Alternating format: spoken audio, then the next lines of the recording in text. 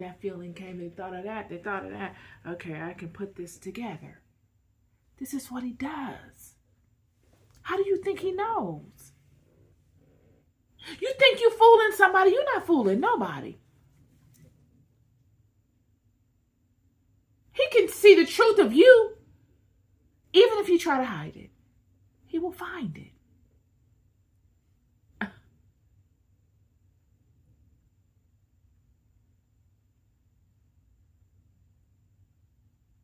Your psychological makeup, your internal makeup, he's got all of that.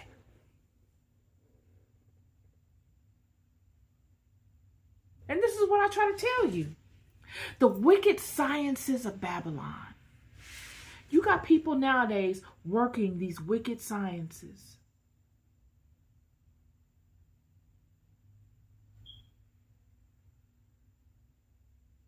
And that situation that they're plotting on for you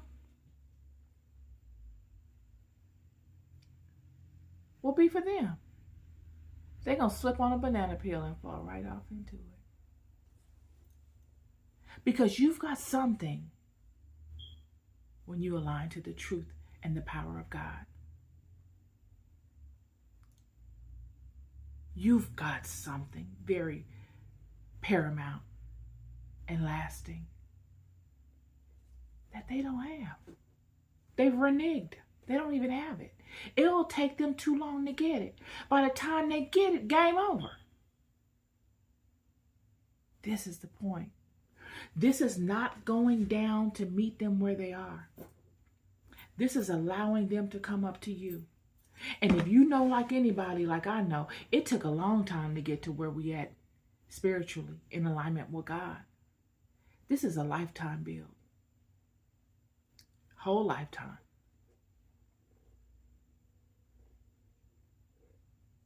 Now that does not mean that there are not those that change their mind and align to God, that cannot stand in the truth of God and the covering of God. That's not what I'm saying. But I'm saying that if you've been out here actively wishing harm on people and doing wickedness, looking to do wickedness against people, you've got to reap what you sow. There must be a repentance process to that. And that takes time. It's action-based. You've got to put as much action in, or even more, not even as much. You've got to put more action in to level out the negativity that you've thrown out there, just to break even. Yet if you've not done all of that, and you've just been walking and doing what you should be doing in your life, and standing in the fullness of what God has for you, there is no breaking even. And just like Joseph, who went through life doing just that, not trying to be overly righteous and not trying to be better than anybody, but pondering his own path,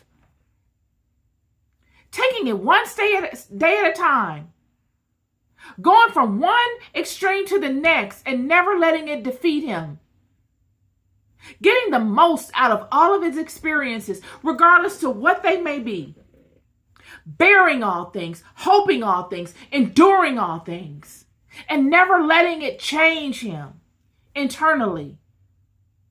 And he gets to a place in his life where all things reach a crescendo. They reach the place that they were deemed to reach from the beginning.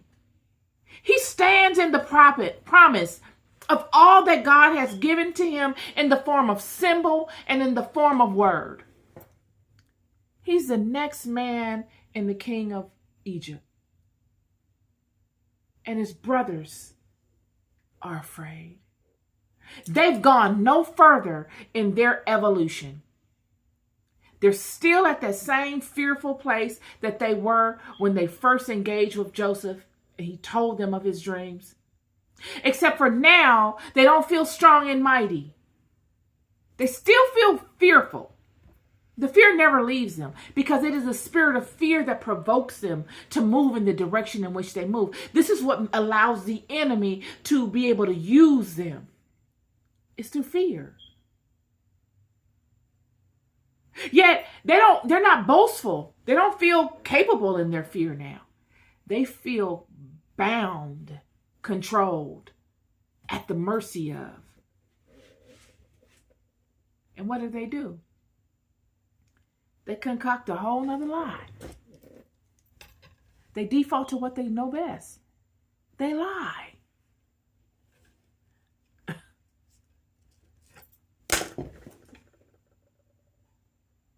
And Joseph does not show anger.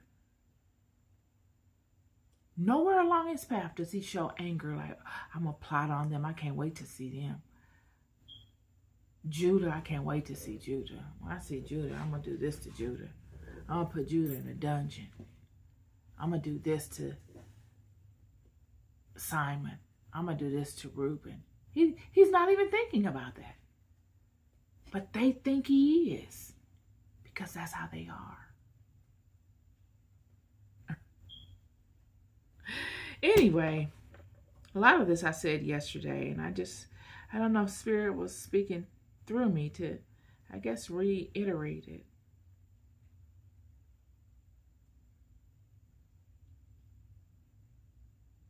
A lot of times people that you judge and you say, if I was them, I would have done it this way, or if I was them, I would do it that way, and they're not taking advantage of the situation, or they're not, I would be taking more advantage of this. It's easy to say that because you don't know all the subtleties that go into it. Meanwhile, those people are doing monumental things.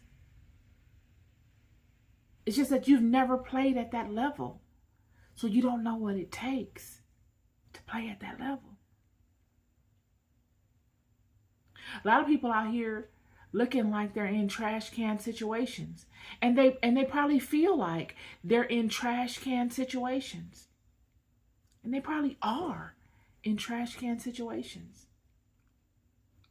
All because they're keeping the enemy at the gate.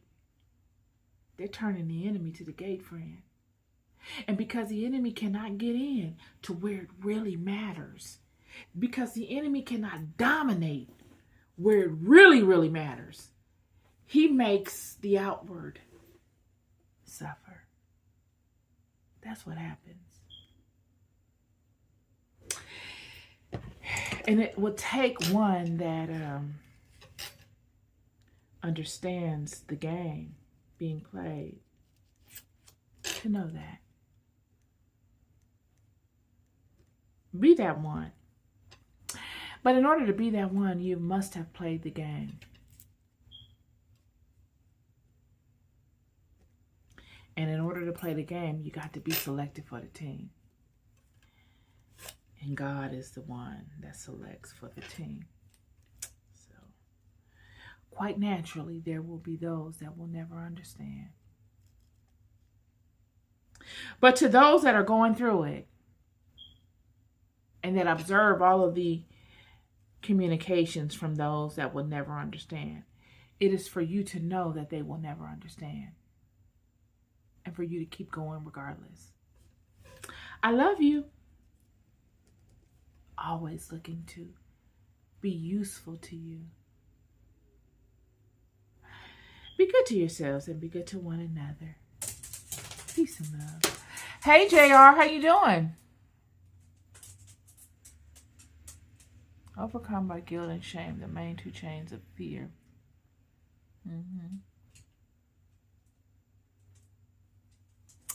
All right, you guys, I'm out. Peace.